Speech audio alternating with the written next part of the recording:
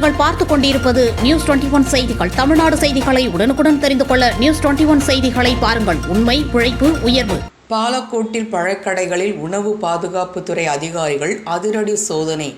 ஊசி மூலம் நிறமூட்டப்பட்ட தர்பூசணிகளா என்று ஆய்வு செய்தனர்.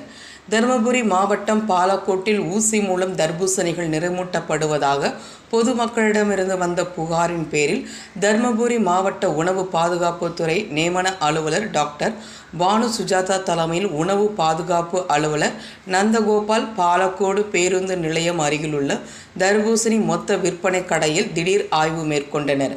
அதனைத் தொடர்ந்து தக்காளி மார்க்கெட், சந்தை பகுதி ஆகிய பகுதிகளில் உள்ள சில்லறை தர்பூசணி கடைகளில் ஆய்வு மேற்கொண்டனர்.